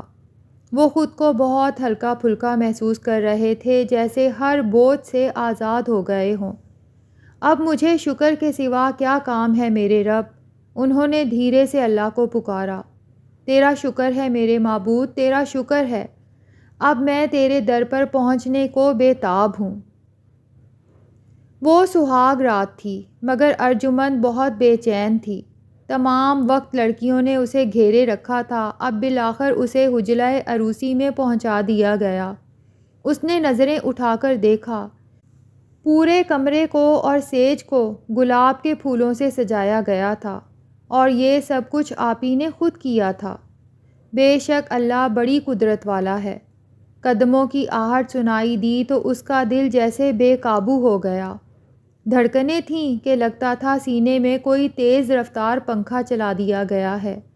دروازہ بند ہونے کی آواز، پھر اپنی طرف بڑھتے ہوئے قدموں کی چاپ۔ اس نے آنکھیں بند کر لیں۔ پھر مسہری پر کوئی بیٹھ گیا۔ وہ اس کے آغا جی تھے۔ السلام علیکم، آغا جی نے کہا۔ اس نے دھیرے سے سلام کا جواب دیا۔ عبدالحق اس شادی کے بارے میں اب تک فلسفیانہ انداز میں سوچتا رہا تھا۔ وہ سوچتا تھا کہ ارجمند بچی ہے، وہ اس سے بہت بڑا ہے۔ وہ سوچتا تھا کہ نور بانو نے اس پر یہ سب کچھ تھوپ دیا ہے، لیکن ارجمند کا کہنا تھا کہ یہ اللہ کی طرف سے ہے، اور وہ اس کی تردید کرنے کی ہمت نہیں کر سکتا تھا۔ اس کے باوجود وہ ارجمند کے ساتھ ازدواجی زندگی کا تصور نہیں کر پایا تھا۔ یہ سوچا ہی نہیں جاتا تھا اس سے۔ اسے ڈر لگتا تھا کہ جو کچھ نور بانو کے ساتھ اس کا تعلق ہے، وہ ارجمند کے ساتھ تو کبھی قائم نہیں ہو سکے گا۔ یہ ممکن ہی نہیں ہے، جبکہ اب یہ ارجمند کا حق ہوگا، اور وہ حق نہیں ادا کرے گا تو اللہ کے ہاں جواب دینا ہوگا۔ یہ سب سوچ کر وہ پریشان ہوتا رہا تھا۔ سچ یہ ہے کہ بس یہ شادی ہو رہی تھی، لیکن اس کے دل میں اس خوشی کا نام و نشان بھی نہیں تھا جو شادی کا لازمہ ہے۔ شادی کا تو مطلب ہی خوشی ہے، لیکن حجلہ عروسی کی اپنی فضا ہوتی ہے، اور نکاح کے رشتے میں ویسے ہی اللہ کی طرف سے تائید ہوتی ہے۔ یہ بات اسے معلوم نہیں تھی۔ دروازہ بند کرتے ہوئے وہ حیران تھا کہ اتنا وقت وہ کیسے گزارے گا، کیا کرے گا وہ؟ مگر گلابوں سے مہکتا ہوا وہ کمرہ اور سرخ گلابوں کی وہ متحرک گھڑی، ایک لمحے میں وہ بدل گیا۔ اب وہ جیسے کوئی شوخ اور بے فکرہ نوجوان تھا۔ اب یہ گھونگھٹ تو مجھے ہی اٹھانا پڑے گا، اس نے شوخ لہجے میں کہا۔ جواب ہلکی سی کسمساہٹ کی شکل میں آیا، اور وہ تم مجھے ایسے اٹھانے نہیں دو گی، کہو گی پہلے مجھے منہ دکھائی دیں۔ ارجمند نے بڑی شدت سے نفی میں سر ہلایا۔ گونگی ہو گئی ہو کیا، بولنا نہیں آتا؟ عبدالحق نے اسے چھیڑا۔ مجھے کچھ نہیں چاہیے، میری منہ دکھائی تو آپ ہیں، ارجمند نے دھیمی آواز میں کہا۔ اور اگر میں کہوں کہ تم خود ہی گھونگھٹ اٹھاؤ تو میں انشاءاللہ آپ کا کوئی حکم کبھی نہیں ٹالوں گی۔ تم نے تو میری ذمہ داری بڑھا دی، عبدالحق نے کہا۔ اس کی شوخی ہوا ہو گئی، وہ بے حد سنجیدہ ہو گیا۔ اللہ مجھے اس سے محفوظ رکھے کہ میں کبھی تمہیں کوئی غلط اور ناروا حکم دوں۔ گھونگھٹ بھی میں اٹھاؤں گا اور منہ دکھائی بھی دوں گا۔ عبدالحق نے اس کی انگلی میں انگوٹھی پہنائی اور پھر اس کا گھونگھٹ الٹ دیا۔ وقت جیسے ساکت ہو گیا، کائنات کی ہر چیز ٹھہر گئی۔ عبدالحق مبہوت ہو کر ارجمند کو دیکھتا رہا، جس کی آنکھیں بند تھیں، مگر پپوٹے یوں تھر تھرا رہے تھے جیسے پلکوں کا بوجھ اٹھانے سے قاصر ہوں۔ وہ ایسا بے مثال حسن تھا کہ عبدالحق نے کبھی اس کا تصور بھی نہیں کیا تھا۔ بے داغ، متناسب، کوئی کسی کو کتنا ہی دیکھے اور چاہے بے شرمی سے دیکھے، پوری طرح نہیں دیکھ سکتا چاہے عمر بھر دیکھتا رہے۔ چہرے پر حجابات ہوتے ہیں، ان دیکھے حجابات۔ جب آدمی اللہ کے حکم کے مطابق کسی کو اپناتا ہے اور استحقاق کے ساتھ اسے دیکھتا ہے تو وہ حجابات اٹھ جاتے ہیں۔ عبدالحق نے تو ارجمند کو نظر بھر کر کم ہی دیکھا تھا، اور وہ بھی بچی سمجھ کر، لیکن جانتا تھا کہ وہ بہت خوبصورت ہے۔ مگر اب اور بات تھی۔ اب تو وہ حیرت سے سوچ رہا تھا کہ کیا کوئی اتنا حسین بھی ہو سکتا ہے؟ سبحان اللہ! اور اسی لمحے اسے نور بانو کا خیال آیا۔ نور بانو بھی بہت حسین ہے، اس نے دل میں سوچا، مگر حسن کا موازنہ ممکن نہیں۔ اللہ نے اپنی جگہ ہر انسان کو، مرد ہو یا عورت، خوبصورت بنایا ہے۔ ہر ایک کی اپنی شخصیت ہوتی ہے، خوبصورتی اس شخصیت کا ایک حصہ ہوتی ہے، اس لیے موازنہ ممکن نہیں۔ وہ نہیں سمجھ سکا کہ دراصل وہ نور بانو کا دفاع کر رہا ہے، جو اس کے نزدیک دنیا کی حسین ترین عورت تھی، اور وہ اسے اس مقام سے نیچے نہیں لانا چاہتا تھا۔ نور بانو اس کے دل کی آرزو تھی، جبکہ ارجمند اس پر تھوپی گئی تھی۔ اس کے باوجود وہ بے پناہ کشش محسوس کر رہا تھا، اس کی طرف کھنچا چلا جا رہا تھا۔ کچھ بناؤ سنگھار کی وجہ سے بھی خوبصورت لگ رہی ہے یہ، اس نے دل میں سوچا۔ اچھا آنکھیں تو کھولو، اس نے کہا۔ پلکیں اٹھیں، پھر نظر اٹھی، مگر صرف ایک پل کو، اور فوراً ہی جھک گئی۔ بغیر کسی ارادے کے عبدالحق نے ارجمند کا ہاتھ تھاما اور غور سے اسے دیکھنے لگا۔ گلابی، خوبصورت، نازک تراشا ہوا ہاتھ، جلد ایسی شفاف کہ لگے آر پار دیکھ رہا ہے۔ اس نے بڑی نزاکت سے اس ہاتھ کو چوم لیا۔ ارجمند کا پورا جسم مرتعش ہو گیا، وہ لجا کر دوہری ہو گئی۔ اللہ نے آدمی کو ایسا ہی بنایا ہے۔ مرد اپنی دانست میں کتنا ہی بے طلب ہو، عورت کی پسپائی اس کے اندر پیش قدمی کے جذبے کو ابھارتی ہے۔ عبدالحق نے بھی قدم آگے بڑھایا، لیکن ارجمند نے بہت تیزی سے خود کو سنبھال لیا۔ مجھے ایک اجازت دیں آغا جی، اس نے بڑی لجاجت سے کہا۔ عبدالحق نے اپنی مایوسی اور بدمزگی کو چھپاتے ہوئے کہا، بولو کیا بات ہے؟ سب نے گھیر رکھا تھا، جیسے تیسے میں نے نماز تو پڑھ لی، مگر سب کے سامنے پوری نماز نہیں پڑھ سکی تھی۔ اجازت دیں تو اب پڑھ لوں؟ اور عبدالحق پر جیسے کسی نے یخ بستہ پانی کی پوری بالٹی انڈیل دی۔ وہ جھرجھری سی لے کر رہ گیا، اسے خیال ہی نہیں آیا، اور یہ لڑکی، اس کے لیے اجازت مانگو گی مجھ سے؟ جی، کیونکہ یہ فرض نماز نہیں ہے، اور انشاءاللہ آئندہ ایسا ہوگا بھی نہیں۔ آپ کے وقت سے پہلے ہی نماز پڑھ لیا کروں گی میں۔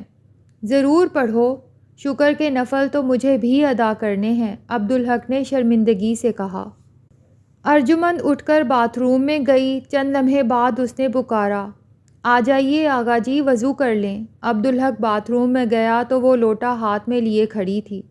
بیٹھیے اور وضو کیجیے۔ عبدالحق نے حیرت سے دیکھا۔ لاؤ لوٹا مجھے دو، میں وضو کر لوں گا، روز کرتا ہوں۔ اتنے کنجوس نہ بنے، آپ کے اجر میں کوئی کمی تھوڑی ہی ہوگی، البتہ مجھے فائدہ ہو جائے گا۔ وہ پانی ڈالتی رہی اور وہ وضو کرتا رہا۔ وضو کرنے کے بعد اس نے کہا جزاک اللہ، یہ بتاؤ کسی اور کو ایسے وضو کرایا ہے کبھی؟ دادی اماں کو روز کراتی ہوں۔ عبدالحق نے واپس آ کر شکر کے نفل پڑھے۔ اتنی دیر میں ارجمند بھی نماز شروع کر چکی تھی۔ نماز سے اٹھ کر وہ بستر پر جا لیٹا اور ارجمند کو دیکھتا رہا۔ اسے حیرت ہوئی کہ ارجمند نے 2 کر کے 6 رکعتیں پڑھیں، پھر وہ اٹھ کر چلی آئی۔ عبدالحق نے غور سے اسے دیکھا۔ اس کا چہرہ پہلے سے زیادہ پاکیزہ اور کہیں زیادہ خوبصورت لگ رہا تھا۔ بناؤ سنگھار کے بغیر وہ زیادہ حسین لگ رہی تھی۔ اب سکون ہو گیا تمہیں؟ جی، ایک معمول ابھی باقی رہ گیا ہے، ارجمند نے مہین سی آواز میں کہا۔ پھپھو کے لیے روز سورہ ملک پڑھتی ہوں۔ سورہ ملک کا سن کر وہ تڑپ گیا۔ تو بلند آواز میں پڑھو، میں بھی سنوں گا۔ ارجمند نے سورہ ملک کی تلاوت شروع کی اور عبدالحق پر ایک کیفیت سی طاری ہو گئی۔ ارجمند نے سورت مکمل بھی کر لی مگر وہ گم سم بیٹھا رہا۔ ارجمند نے بھی اسے اسی حال میں رہنے دیا، بس اسے غور سے دیکھتی رہی۔ بالآخر عبدالحق کی محویت ختم ہوئی۔ اس نے چونک کر ارجمند کو دیکھا۔ جزاک اللہ، تمہاری قرت بہت اچھی ہو گئی ہے، اس نے کہا۔ یہ سب اللہ کا فضل ہے۔ عبدالحق کے ذہن میں ایک بات تھی اور اس بات کی وجہ سے ایک ہچکچاہٹ تھی۔ وہ بات اسے ارجمند سے کرنی تھی۔ اب وہ اس کے لیے مناسب الفاظ، مناسب پیرایا تلاش کر رہا تھا۔ ارجمند، ایک بات کہوں، تم برا تو نہیں مانو گی؟ میں انشاءاللہ کبھی آپ کی کسی بات پر برا نہیں مانوں گی، ارجمند نے زور دے کر کہا۔ دیکھو میرے دل میں کبھی تمہارا خیال نہیں تھا۔ جانتی ہوں، ارجمند کے لہجے میں ہلکی سی یاس تھی، لیکن یہ تو آپ کی نیکی کی دلیل ہے، اور یہ رشتہ قربت کا ہے۔ جب تک قلبی اور ذہنی قربت نہ ہو، ہر قربت بے معنی ہوتی ہے۔ تو میں تمہیں جاننا اور سمجھنا چاہتا ہوں، مجھے اپنے بارے میں بتاؤ۔ میری کہانی کے ہر صفحے پر آپ ہی آپ ہیں، ارجمند نے کہا۔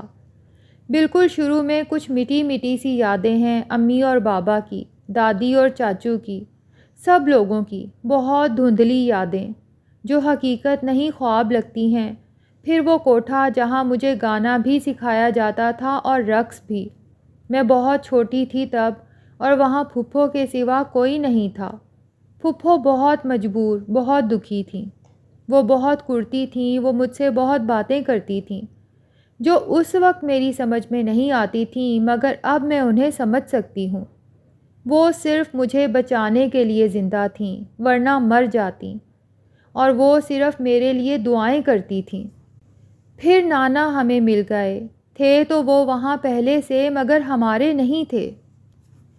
اللہ نے رحمت کی تو وہ ہمارے ہو گئے۔ پھر اللہ نے رحمت کی اور آپ مجھے نظر آ گئے۔ پھر اللہ نے رحمت کی اور پھپھو کو اختیار مل گیا۔ کیوں اور کیسے، یہ شاید میں کبھی نہیں سمجھ سکوں گی۔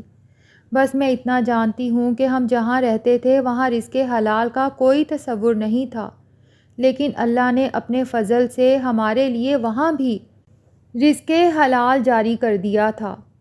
میں بے خبر اور بے فکر تھی۔ میرا کام ہی کیا تھا؟ قرآن پڑھنا، نماز پڑھنا، آپ کے بارے میں سوچنا اور آپ کی تصویر بنانا، اور آپ کے بارے میں اللہ سے باتیں کرنا۔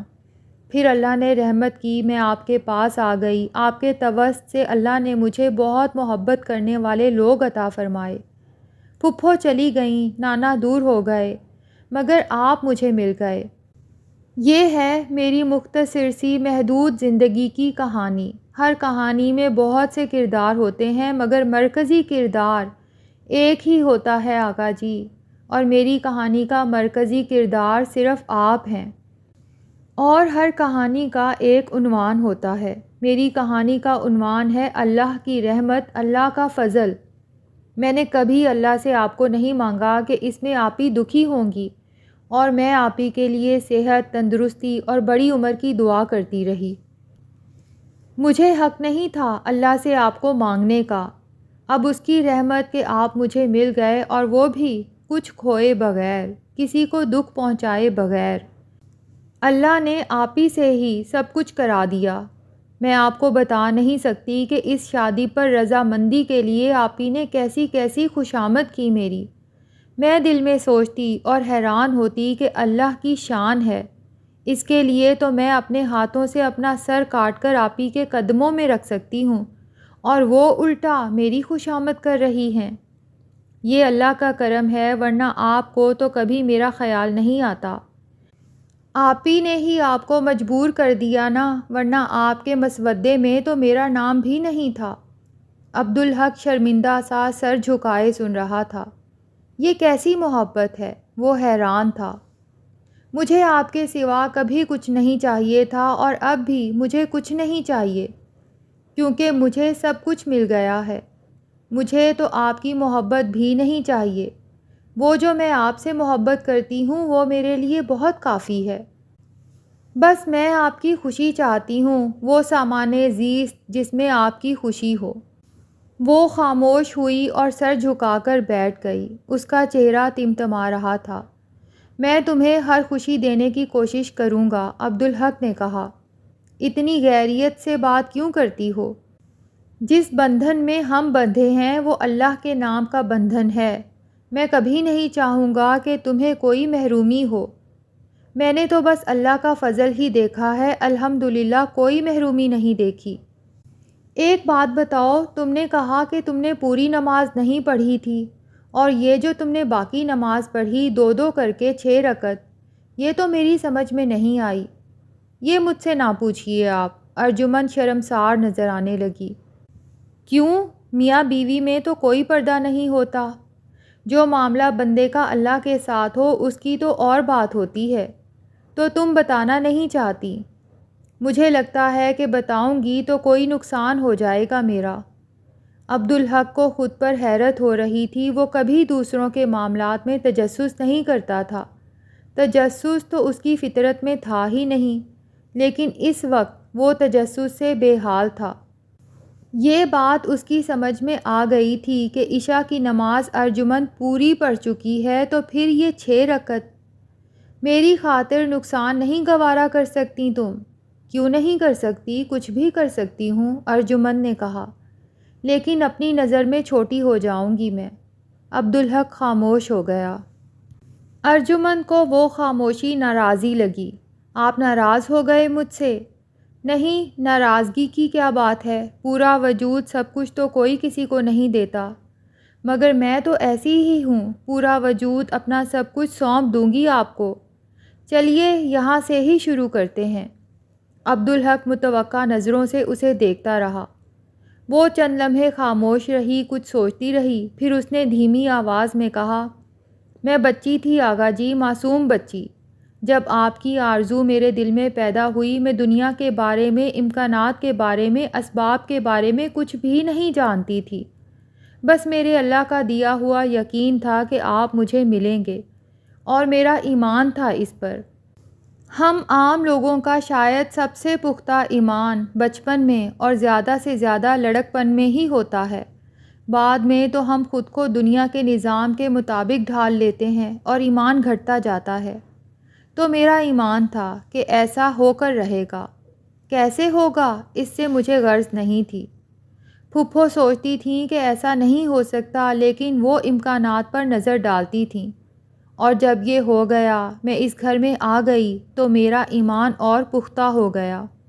میں نے سمجھ لیا کہ آدمی بس اللہ کا حکم مانے اور اپنی مرضی کو نظر انداز کر کے مانے تو وہ اس کی ہر بات مانتا ہے، جو وہ مانگے دیتا ہے۔ اور میں نے سمجھ لیا کہ سب اللہ ہی دیتا ہے، جس کے لیے کچھ بھی انہونی نہیں ہے، اس کی قدرت سے باہر کچھ بھی نہیں ہے۔ مجھے اس وقت یہ معلوم نہیں تھا کہ اللہ نے مجھے دوزخ سے نکال کر جنت میں بھیجا ہے۔ میں تو بس یہ سوچ کر خوش تھی کہ اللہ نے وعدہ پورا کیا اور مجھے آپ سے ملا دیا۔ اب میں عمر بھر آپ کے ساتھ رہوں گی۔ تاہم میں نے یہ سبق سیکھ لیا کہ اللہ کے حکم کے خلاف نہیں کرنا چاہیے۔ یہ مجھے بعد میں پتہ چلا کہ انسان کے لیے یہ کتنا مشکل کام ہے۔ جب میں پڑھتے ہوئے چپکے چپکے آپ کو دیکھنا چاہتی تھی اور دل روکتا تھا، اللہ نے انسان کو بنایا ہی ایسا ہے۔ پھر ایک دن میری سمجھ میں آیا کہ میں نا سمجھی اور بے خبری کے عالم میں ایک جہنم میں رہ رہی تھی، جہاں سے اللہ نے کرم فرما کر مجھے نکال دیا۔ یہاں سے مجھ پر سوچوں کے نئے دروازے کھل گئے۔ اللہ نے کرم فرمایا کہ میری خواہش کے مطابق مجھے آپ تک پہنچا دیا، لیکن اس سے بڑا جو کرم فرمایا وہ یہ تھا کہ مجھے اس جہنم سے رہائی دلا دی، مگر اس سے میں بے خبر رہی۔ تب میں نے سوچا کہ اگر اللہ نے مجھے وہاں سے نہ نکالا ہوتا تو کیا ہوتا؟ یہ سوچ کر میری روح تھرا گئی۔ میری سمجھ میں آیا کہ پھپھو ہمیشہ ناخوش کیوں رہتی تھیں۔ میری سمجھ میں آیا کہ وہاں ان پر کیا گزرتی رہی، اور وہی سب کچھ میرے ساتھ بھی ہو سکتا تھا۔ سچ مچ میں بہت ڈر گئی۔ میں نے آپ کے حوالے سے تو شکر ادا کیا تھا، لیکن اس حوالے سے نہیں کیا تھا۔ میں غور کرتی رہی۔ میری سمجھ میں آیا پھپھو کہتی تھیں، اللہ تم پر بہت مہربان ہے، تم کبھی نہیں جان سکو گی کہ اس نے تمہیں کیسے کیسے دکھوں سے بچا لیا ہے۔ نہ جاننے میں ہی تمہاری بہتری ہے، بس تم اللہ کا شکر ادا کرتی رہا کرو۔ آپ کے جانے کے بعد بہت سی باتیں میری سمجھ میں آئیں۔ میرا جی چاہتا تھا کہ ان پر آپ سے بات کروں، آپ کی رہنمائی طلب کروں، لیکن آپ بہت دور تھے اور سب سے بڑا رہنما ساتھ تھا، اس نے ہی راستہ دکھایا۔ میری سمجھ میں ایک بات آئی، مسئلہ یہ ہے کہ آدمی بڑا بے خبر ہے، وہ کچھ جانتا ہی نہیں۔ جیسے مجھے یہ معلوم نہیں تھا کہ اس جہنم سے نکال کر اللہ نے مجھے کروڑوں مصائب سے بچایا ہے، ویسے ہر روز وہ میری لاکھوں ضرورتیں پوری کرتا ہوگا، لاکھوں نعمتیں عطا فرماتا ہوگا، عنایت کرتا رہتا ہوگا، لیکن مجھے پتہ نہیں چلتا ہوگا۔ کبھی پتہ چلتا بھی ہوگا تو اس کی اہمیت سمجھ میں نہیں آتی ہوگی۔ بندہ یہ تو کبھی دیکھ اور سمجھ نہیں سکتا کہ یوں ہو جاتا تو کیا کیا ہوتا اور کب تک ہوتا، اور یوں نہ ہوتا تو کیا کیا ہوتا اور کب تک ہوتا۔ شاید پوری زندگی ہوتا رہتا، کیونکہ یہ سب کچھ تو صرف وہ جانتا ہے جس کے پاس مکمل علم ہے اور جو ہر چیز جانتا ہے۔ ہمیں تو یہ بھی نہیں پتہ چلتا کہ ہمارے اپنے دل میں اور دماغ میں کیا کیا پل رہا ہے۔ سچ ہے بندہ تو بے خبر ہے، اور پتہ چلے بھی تو کتنا پتہ چل سکتا ہے۔ اللہ تو ہر پل ہماری ہزاروں ضرورتیں ایسی پوری کرتا رہتا ہے کہ ہمیں نہ ضرورت کا پتہ چلتا ہے اور نہ اس کے پورے ہونے کا۔ سانس کو ہی لے لیجئے، ہم کب سوچتے ہیں کہ یہ سانس اللہ نے دی اور یہ باہر نکالی، نہ ہوتا تو زندگی ختم تھی۔ مجھ پر بے بسی طاری ہونے لگی آغا جی۔ میں سمجھ گئی کہ شکر ادا کرنا ضروری ہے، لیکن شکر ادا کرنا ممکن ہی نہیں۔ پھر میں نے سوچا اس کا یہ مطلب تو نہیں کہ ناممکن قرار دے کر شکر کا خیال ہی دل سے نکال دیا جائے۔ تو پھر کیا کروں؟ دل نے کہا 2 رکعت نماز شکر ادا کیا کر، اللہ کی عطا کی ہوئی معلوم نامعلوم تمام نعمتوں پر، اس کی تمام عنایات پر، اس کی عطا کی ہوئی ہر امداد اور ہر تحفظ پر۔ پھر اس سے اپنے لیے شکر کی توفیق اور شکر گزاری مانگا کر۔ اس پر مجھے قرار آ گیا، دل کو سکون ہوا اور بے بسی کا احساس کم ہو گیا۔ میں نے سمجھ لیا کہ یہ اللہ کی طرف سے راہ دکھائی گئی ہے، اب اس پر عمل کرنا میرا فرض ہے۔ میں نے فیصلہ کر لیا کہ عشاء کے بعد ہر روز 2 رکعت شکر کے لیے پڑھوں گی۔ پھر مجھے ایک اور خیال آیا، مجھے اپنی ضرورتوں کا علم ہی کب ہے؟ بعض اوقات تو ایک لمحے بعد کی ضرورت کا علم بھی نہیں ہوتا۔ اللہ کا کرم ہے کہ وہ ہر ضرورت پوری کرتا ہے، اور سب سے بڑی ضرورت تو یہ ہے کہ میں گناہوں سے بچوں، اللہ کی نافرمانی نہ کروں، اس کا حکم مانوں، اور اللہ بغیر مانگے بھی مجھے میری تمام ضرورتیں دیتا ہے، تو کیوں نہ ہر روز 2 نفل برائے حاجات ادا کر کے اس سے دعا کروں کہ وہ میرے اگلے روز کی تمام حاجتیں عزت کے ساتھ پوری فرما دے، مجھے اپنی نافرمانی سے گناہوں سے بچائے اور مجھے اپنا فرما بردار بنائے۔ دعا بندگی بھی ہے اور اس سے اللہ خوش ہوتا ہے، تو یوں یہ 4 رکعتیں اللہ کے فضل سے میرا روز کا معمول بن گئیں۔ عبدالحق سن سا بیٹھا سنتا رہا۔ اسے یہ احساس بھی نہیں ہوا کہ ارجمند خاموش ہو گئی ہے۔ خاصی دیر بعد وہ چونکا۔ مگر تم نے تو ابھی 6 رکعتیں ادا کی ہیں، اس نے کہا۔ ارجمند کے چہرے پر رنگ دوڑ گیا۔ اب اسے رہنے دیجیے نا، اس نے شرمیلے لہجے میں کہا۔ اب پوری بات بتا ہی دو نا۔ ارجمند کی نظریں جھک گئیں۔ آج 2 رکعتیں آپ کے ملنے پر شکر کی بھی تو ہونی تھیں۔ عبدالحق کو کبھی اس لڑکی پر محبت نہیں آئی تھی، بلکہ وہ سوچتا تھا کہ شادی کے بعد اس سے محبت کیسے کرے گا۔ لیکن اس کی بات سن کر نہ جانے کہاں سے اس کے اندر محبت کا سمندر امٹ پڑا۔ اس نے محبت سے اسے لپٹا لیا۔ تم بہت اچھی ہو ارجمند۔ یہ تو اللہ کا فضل ہے، ارجمند نے عاجزی سے کہا۔ عبدالحق کے ذہن میں کوئی یاد سی سرسرائی، لیکن وہ اسے گرفت میں نہ لے سکا۔ تم مجھے اللہ کے فضل سے ملی ہو، میں تمہارا مستحق نہیں تھا اور میں سمجھتا ہوں کہ کبھی ہو بھی نہیں سکوں گا۔ ایسی باتیں نہ کریں شرمندہ کرنے والی، اسی لیے تو میں بتانا نہیں چاہ رہی تھی آپ کو۔ تم مجھے ہر روز یاد کرتی تھیں۔ ہر روز نہیں، ہر وقت، لیکن میں آپ کے دور جانے سے خوش تھی۔ میری آزمائش آسان ہو گئی تھی نا، اس لیے۔ لیکن آپ نے تو کبھی یاد نہیں کیا ہوگا مجھے۔ خیال تو آتا تھا کبھی کبھی، لیکن ایک دن میں نے بڑی شدت سے تمہیں یاد کیا تھا۔ وہ تہجد کا وقت تھا۔ تہجد کے بعد میں قرآن پڑھنے بیٹھا تھا کہ اللہ کی رحمت ہوئی اور بارہا کی پڑھی ہوئی آیات اچانک سمجھ میں آنے لگیں۔ کون سی آیات تھیں؟ ارجمند نے پوچھا۔ اس کی آنکھیں اچانک چمکنے لگیں۔ میں نے انہیں اپنی ڈائری میں لکھ لیا تھا، لیکن الحمدللہ میں انہیں کبھی بھولا نہیں۔ وہ سورہ بقرہ کی آیات تھیں۔ 67 سے 71 تک؟ ارجمند نے مداخلت کی۔ جب حضرت موسیٰ علیہ السلام نے اپنی قوم کو بتایا کہ اللہ کا حکم ہے کہ وہ ایک گائے قربان کریں۔ ہاں، تمہیں کیسے معلوم؟ عبدالحق نے حیرت سے کہا۔ مجھ سے بھی اللہ نے ان آیات پر غور کروایا تھا اور اپنی رحمت سے مجھ پر واضح کر دی تھیں۔ بہت دیر تک میں بار بار پڑھتی رہی اور الجھتی۔ اس وقت میں نے سوچا کاش آپ یہاں ہوتے تو شاید مجھے سمجھا دیتے۔ میں نے بھی یہی سوچا تھا کہ کاش تم ساتھ ہوتیں تو سمجھنے میں آسانی ہو جاتی۔ اور پھر میری سمجھ میں انشاءاللہ کی اہمیت آئی۔ آخر میں اللہ نے خود فرمایا کہ بالآخر انہوں نے ذبح کر دیا اسے، اگرچہ نہ لگتا تھا کہ وہ ایسا کریں گے۔ ہاں، اگرچہ انشاءاللہ کہتے ہوئے بھی وہ حجت ہی کر رہے تھے، ٹال مٹول سے کام لے رہے تھے۔ انشاءاللہ تو بس ان کے منہ سے نکل گیا تھا۔ دونوں حیران تھے کہ ایک دوسرے کی بات پوری کر رہے ہیں۔ اس پر مجھے سورہ قلم کی آیات یاد آئی تھیں، عبدالحق نے کہا۔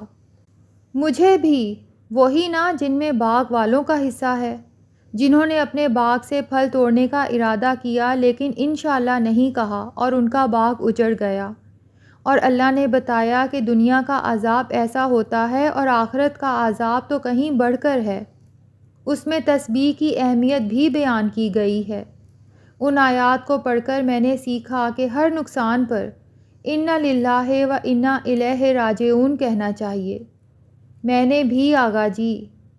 پھر اذان ہوئی اور میں نماز کے لیے اٹھا، لیکن میرے ذہن میں ایک خیال ابھرا کہ دنیا کا ہر نقصان، ہر محرومی اور ہر عذاب در حقیقت اللہ کی رحمت ہے۔ ارجمند جیسے از خود رفتگی کے عالم میں تھی۔ کمال ہے، یہی خیال مجھے بھی آیا تھا اور اس کی وضاحت اس آیت نے کی تھی۔ ایسا ہوتا ہے عذاب، اور عذاب آخرت تو کہیں بڑھ کر ہے۔ میں نے سمجھا کہ دنیا کا عذاب اللہ کی تنبیہ ہے، سمجھانا ہے تاکہ آدمی آخرت کے عذاب سے بچ جائے۔ اس لحاظ سے یہ اللہ کی رحمت ہے۔ اور اسی روز نماز کے بعد اللہ نے رحمت فرمائی اور ھذا من فضل ربی کی اہمیت میری سمجھ میں آئی، ارجمند نے کہا۔ سورہ نمل کی آیات کے حوالے سے بات کر رہی ہو نا؟ جی آغا جی۔ جب حضرت سلیمان علیہ السلام نے کہا تھا کہ کوئی ہے جو ملکہ سبا کا تخت میرے سامنے حاضر کر دے، ہاں وہی، اسی دن میں نے یہ نکتہ سمجھا تھا۔ مجھے تو وہ تاریخ بھی یاد ہے آغا جی، 4 اکتوبر۔ تاریخ تو مجھے یاد نہیں، لیکن میری ڈائری سے پتہ چل جائے گا، عبدالحق نے اٹھتے ہوئے کہا۔ وہ بچوں کی سی ہیجانی کیفیت سے دوچار تھا۔ عبدالحق ڈائری لے آیا، اس نے صفحہ کھولا۔ 4 اکتوبر ہی ہے، اس نے حیرانی سے کہا۔ مجھے دکھائیے۔ ارجمن نے پوری تفصیل پڑھی، پھر بولی، یہ ایک ہی دن کی بات ہے اور میں نے بھی اسی ترتیب سے سوچا تھا۔ اور ایک بات بتاؤں، یہاں ایک بار قرآنی آیات پر تم سے بات ہوئی تھی، تم سے بہت کچھ سمجھا تھا میں نے، مجھے بہت اچھا لگا تھا۔ تو اس روز کراچی میں مجھے وہ بات یاد آئی اور میں نے سوچا کاش اس وقت تم میرے ساتھ ہوتیں، تو میرے اندر سے کسی نے کہا چلو مل کر سمجھتے ہیں۔ آپ یقین نہیں کریں گے آغا جی، اس صبح مجھے ایسا لگ رہا تھا جیسے آپ میرے سامنے بیٹھ کر مجھے سمجھا رہے ہوں، بس آپ نظر نہیں آ رہے تھے، لیکن آپ کی آواز سن رہی تھی۔ عبدالحق نے منہ سے کچھ نہیں کہا، لیکن جان لیا کہ یہ لڑکی اس کے لیے اللہ کی رحمت ہے۔ ابھی کچھ دیر پہلے ہی تو اس نے اسے روز شکر ادا کرنا اور اللہ سے قضائے حاجات کی دعا کرنا سکھایا ہے۔ اللہ اپنے بندے کو اس کے توسط سے بڑائی کی طرف لے جا رہا ہے۔ اب کہیں کسی طرح کی دوری نہیں تھی، نہ قلبی نہ ذہنی۔ ایک پاکیزہ محبت کے سوا کچھ بھی نہیں تھا۔ وہ اس کی تھی، اس کی اپنی، اللہ کی طرف سے بیش بہا تحفہ۔ رات پردہ پوش، عبدالحق نے زیر لب کہا اور لائٹ آف کر دی۔